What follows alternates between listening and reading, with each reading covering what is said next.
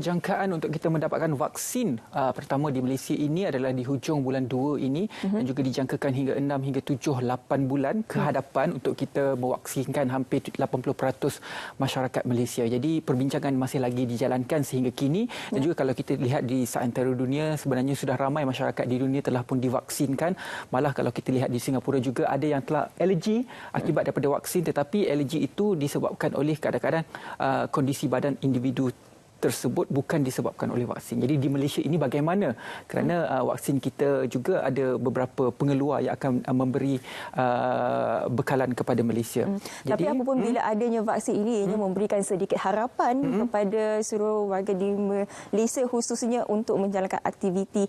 Khususnya kita mengharapkan agar kita boleh berjalan seperti dulu kala tanpa norma baharu. Tapi kita nak lihat terlebih dahulu sebenarnya bagaimana vaksin ini berfungsi, apakah itu vaksin. Kita akan bersama dengan Dr. Diana Mahat, pakar perubatan kesihatan awam bahagian kawalan penyakit Kementerian Kesihatan Malaysia. Assalamualaikum. Waalaikumsalam. Ridwan, Syafiqah. Terima kasih kerana jemput saya hari ini. Baik, selamat pagi doktor. Selamat pagi. Jadi doktor, mungkin ramai dah orang tahu tentang apa itu vaksin, pembacaan telah pun dijalankan. Cuma tak salah untuk kita mulakan kembali, kita berikan gambaran. Sebenarnya apakah itu vaksin yang dikatakan sehingga ia boleh untuk prevent diri kita daripada terkena jangkitan COVID-19 dalam pandemik COVID-19 ini? Okey, terima kasih Ridwan. Okey, sebenarnya vaksin ni ialah satu produk yang kita hasilkan sama ada daripada sebahagian ataupun keseluruhan struktur virus ataupun bakteria yang di mana kita telah matikan atau kita lemahkan atau kita dapat daripada protein subunit virus ataupun bakteria tersebut.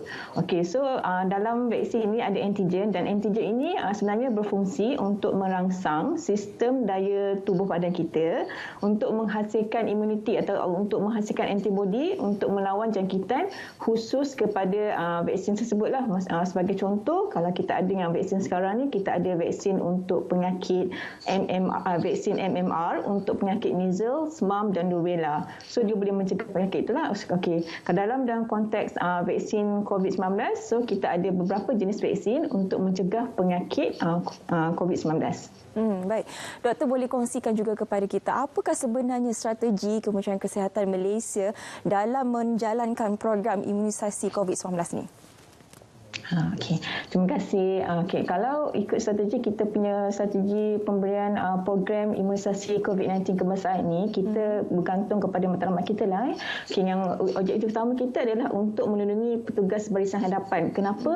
Sebab mereka adalah kita punya barisan utama yang akan contoh sebagai anggota kesihatan, mereka lah yang membantu kita yang bekerja keras untuk mengekang penularan COVID-19. Okey, kemudian kita juga matlamat utama lain kita untuk memberi vaksin adalah untuk mengurangkan mortaliti dan morbidity disebabkan oleh penyakit COVID-19. Okey, macam you tahu semalam kita ada 18 kematian. Di mana kalau you tengok all the kematian ini semua kebanyakan pesakit ada penyakit komorbid yang lain lah seperti darah tinggi, kencing manis dan sebagainya. That's why fokus utama kita dalam pemberian vaksin COVID-19, selain kita mengutamakan anggota barisan hadapan, kita juga akan memberikan vaksin kepada pesakit-pesakit dengan komorbid, iaitu sama ada mereka ialah warga emas, pesakit dengan penyakit-penyakit seperti kencing manis, darah tinggi dan sebagainya. Okay, dan seterusnya kita nak membentuk imuniti kelompok. That's why dalam fasa 3 kita akan berikan kepada semua populasi Malaysia yang lain. Okay, dalam target kita bagi program imunisasi COVID-19 kebangsaan, kita sasarkan 70% daripada populasi kita untuk diberi vaksin dan jumlah ni banyak ya, Ridwan dan Syafiqah. It is about 23 million, 23.6 juta populasi kita nak berikan. Okey, kalau macam dalam fasa 1 tu kita dah kena pasti anggota barisan hadapan kita ada dalam lebih kurang 500,000. Okey, so that is the number that we have for the anggota barisan hadapan, and then kita dah kena pasti lebih kurang 9.7 juta penduduk kita yang mempunyai komorbid, termasuk warga emas, pesakit kencing manis, darah tinggi dan sebagainya. Okey, kemudian ada yang selebihnya termasuk dalam populasi yang lain, lebih kurang 13 juta populasi. Okay. Doktor, kalau kita lihat fungsi untuk vaksin ini adalah untuk mencegah kita daripada terkena jangkitan COVID-19. Pun begitu, doktor boleh terangkan secara lebih jelas fungsinya kerana masih lagi terdapat tentang ketakutan setengah masyarakat untuk menerima vaksin ini kerana ada alergi sehingga berlakunya kematian. Ini kes-kes terpencil, doktor. Jadi bagaimanakah fungsi sebenarnya yang dikatakan sebagai vaksin COVID-19 ini mampu untuk mencegah daripada terkena COVID-19? Okey, kalau kita nak cerita peranan vaksin ni, saya comparekan kepada keadaan biasa. Kalau keadaan biasa, kita terdedah dengan virus COVID. So, bila virus COVID serang kat kita, memang dalam keadaan biasa, sistem imun badan kita akan membentuk antibodi untuk melawan penyakit COVID. Tetapi, kita tak tahu sama ada komplikasinya kita akan sihat seperti biasa ataupun kita akan mengalami komplikasi. Sebab as you tengok, ada yang kes yang even 20 tahun, 30 tahun pun ada yang meninggal without nothing. Okay, maksudnya kita akan bentuk sistem imuniti, tetapi we not sure how fast our punya sistem imun badan terbentuk. Okay, kalau dengan vaksin COVID-19, seperti saya cakap tadi, vaksin ni dia ada sebahagian ataupun keseluruhan struktur virus.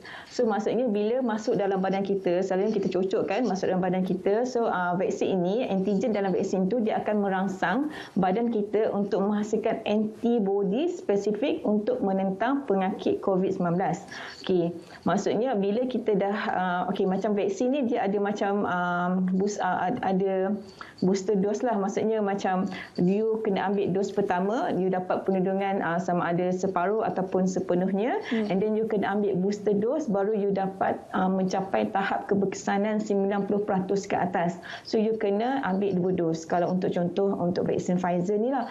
Okey, bila let's say kalau you dah ambil vaksin and then you kena penyakit COVID-19, virus COVID-19 datang kepada you.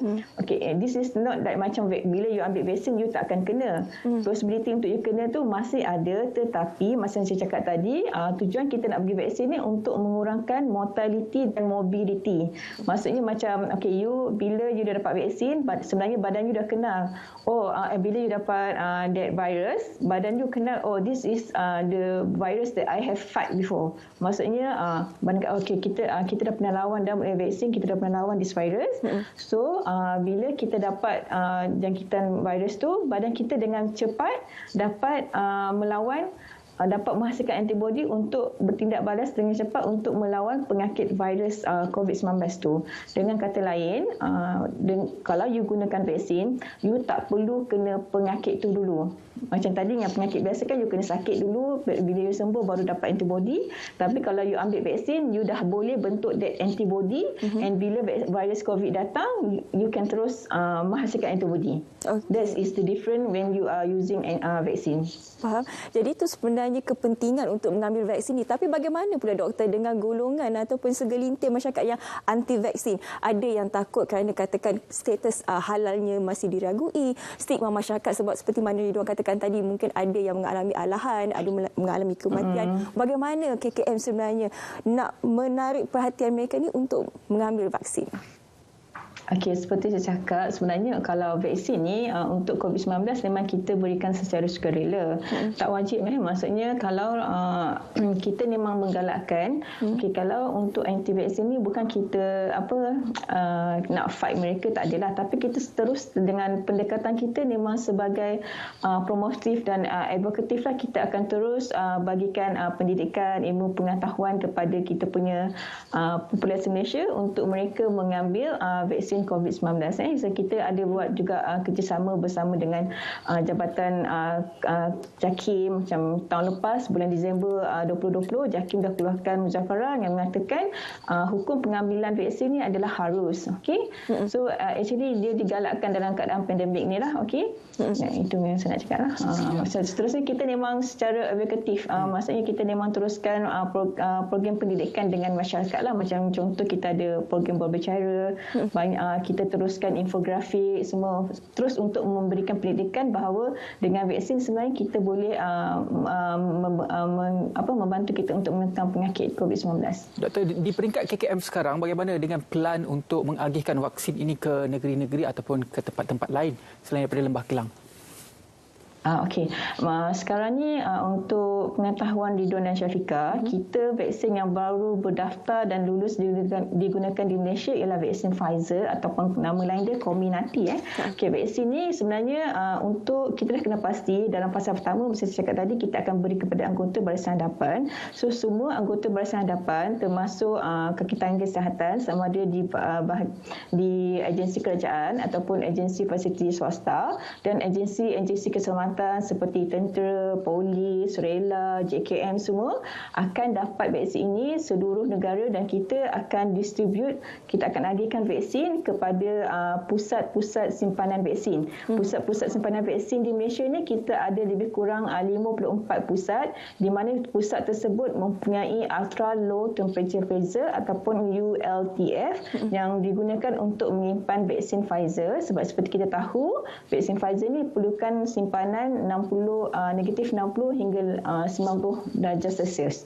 So kita akan tempatkan di situ, kemudian kita akan agihkan mengikut keperluan setiap unit lah masing-masing melalui Jabatan Kesihatan Negeri. Okey, Doktor, kita dimaklumkan 62 sukarelawan telah menerima vaksin. Mungkin doktor boleh kongsikan juga kepada kita perkembangan terkini, mungkin apakah reaksi badan mereka terhadap vaksin ini? Okey, sebenarnya itu under bahagian klinikal, bahagian research klinikal, tapi so far yang saya difahamkan maklum balas tu insya-Allah tak ada apa-apa yang membahayakan lah. Dia akan, kalau yang macam vaksin biasa selalunya kalau adverse effect ataupun kesan sampingan kita akan alami, yang paling common mestilah macam setempat lah, macam sakit, merah, semua tu that is usual side effect yang kita akan dapati lah. So far, tapi ke dalam kalangan tu memang tak ada lagi lah yang dilaporkan mengalami side effect yang serius. Doktor, kita faham bahawa bukan satu sahaja pengeluar yang akan menyumbangkan vaksin kepada Malaysia. Akan ada, mungkin kemungkinan akan ada pengeluar-pengeluar lain yang akan diluluskan penggunaan vaksinnya. Jadi dari segi keberkesanan vaksin tersebut terhadap tubuh badan, adakah setiap vaksin berbeza pengeluar ini, berbeza tindak balasnya terhadap tubuh badan manusia? Okey Ridwan, sebenarnya memang betul. Untuk setiap vaksin sebenarnya dia ada berbeza-beza tahap keberkesanan. Macam Pfizer, kita tahu bila you ambil dos 1, keberkesanan 50 hingga 70%. Tapi once you come to the dose 2, which is 21 hari selepas dos 1, at least you akan sampai 95% keberkesanan. Begitu juga dengan kita ada beberapa vaksin yang kerajaan telah tanda tangan, iaitu seperti vaksin AstraZeneca, ada Sinovac, ada Gamalaya tu Sputnik. So kita ada 4 jenis vaksin dan tahap keberkesanan of course macam tengok tadi AstraZeneca ni dia 60 hingga 90%. But then you kena capai 90% tu after you complete the dose. Even kalau you tak complete the dose, the effectiveness memang tak akan sampai to the level that we want, which is 90% and above. Adakah semua vaksin tersebut perlu diambil 2 dos? Tak ada vaksin yang 2 dos, ada vaksin yang 1 dos, tapi so far yang all the 4 jenis vaksin ni semua merupakan vaksin 2 dos. Doktor, selepas kita mengambil vaksin nanti, apa sebenarnya perkara yang perlu kita patuhi? Okey, kalau macam saya cakap tadi, sebab kita beri vaksin ni secara berperingkat, macam kita start dulu dengan anggota barisan hadapan, and then pesakit dengan ada komorbid, and then baru kepada populasi. So kita jangkakan fasa ni berterusan antara 6 hingga 1 tahun. That's why kita masih mengharapkan, kita masih kena mengikuti SOP lah. Maksudnya you still kena ikut 3S tu, iaitu elakkan 3S, tempat sempit, sembang dekat dan sesak, dan you kena amalkan 3W, wash, wear and warn. So itu kena diamalkan juga kerana kita tak tahu, as I say, dia berperingkat, so you tak tahu siapa dapat dulu, and then the virus is still around our environment lah, masih di dalam kita punya environment. And then tahap keberkesanan vaksin itu, walaupun you dapat dos 1 tapi you ada baru 50 ke 70%, contohnya you berkesan untuk menentang ambil vaksin, bila you dah dapat dos 2 sepenuhnya baru you terlindung. Atau terlindung daripada mendapat vaksin. And then selagi kita masih monitor lagi kes COVID-19, and then kita akan tengok dalam masa 1 tahun, let's say dalam masa 1 tahun tu kita yakin yang kes kita telah menurun, that virus tu dah kurang daripada environment kita, mungkin SOP ini akan dilonggarkan mengikut keperluan dari semasa ke semasa. Doktor, rasanya kita tak boleh lepas daripada perbincangan mengenai COVID-19 varian baru, iaitu varian UK, varian Afrika yang lebih kuat sifatnya dalam menjangkiti. Jadi bagaimanakah situasi vaksin yang ada dalam pasaran sekarang ini, boleh ataupun tidak untuk kita mencegah daripada COVID-19 yang lebih kuat sifatnya ini? Okey, so far kalau ikut yang varian tu kita tak banyak kes walaupun ada, tapi kurang daripada single digit Tapi untuk macam contoh vaksin Pfizer ni memang kita dah berjanji dengan pihak pengeluar. Andai kata kita ada varian yang baru, mereka akan hasilkan produk mengikut keperluan semasa dan mereka akan bekalkan kita mengikut latest produk. Dan kita juga akan lakukan kajian seroprevalence. Kita nak check apakah serotype yang common COVID-19 punya serotype common dekat Malaysia. That one juga kita akan jalankan supaya kita tahu yang adakah vaksin yang kita berikan sesuai atau tidak untuk kita punya populasi. That is ongoing. Nanti kita akan jalankan juga. Baik, bila kita bercakap mengenai vaksin ini, kita memang sekarang ini menumpukan perhatian kepada COVID-19, tapi kita tidak boleh juga lupakan vaksin untuk penyakit-penyakit lain. Kita nak memberi tumpuan sedikit kepada vaksin polio kerana apa peningkatan kes berlaku di Sabah baru-baru ini. Bagaimana sebenarnya pergerakan KKM untuk memerangi polio dan juga bagaimana penyebaran vaksin di Sabah sekarang?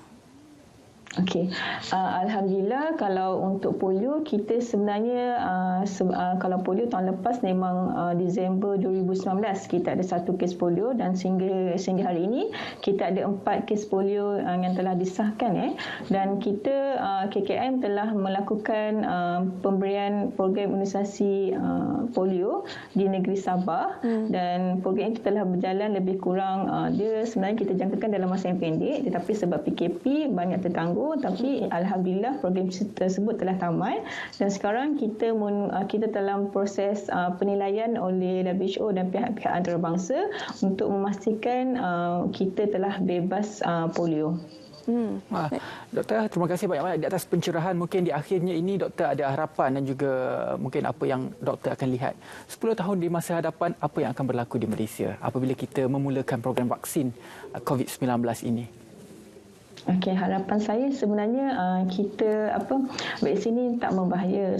Dan ia dah sukarela. Kalau boleh saya galakkan untuk semua masyarakat Malaysia untuk mengambil vaksin dan apabila kita yakin bahawa vaksin dan akan banyak lagi vaksin dihasilkan dengan keberkesanan yang lebih tinggi dan boleh berkekalan hingga lama, iaitu macam kita tahu vaksin ni ada yang tahan 1 tahun, 2 tahun dia punya keberkesanan So kita harapkan lebih banyak vaksin yang dihasilkan bertahan lebih lama dan seterusnya apabila lebih lama ia akan melindungi kita daripada penyakit COVID-19 dan kita dapat mengatasi penyakit COVID-19 ini dalam masa akan datang. Baik. Terima kasih Dr. Diana Mahat, pakar perubatan kesihatan awam bahagian kawalan penyakit Kementerian Kesihatan Malaysia kerana sudi berkongsi dengan kita pagi ini vaksin dan juga harapan. Ya, dan selepas ini kita juga akan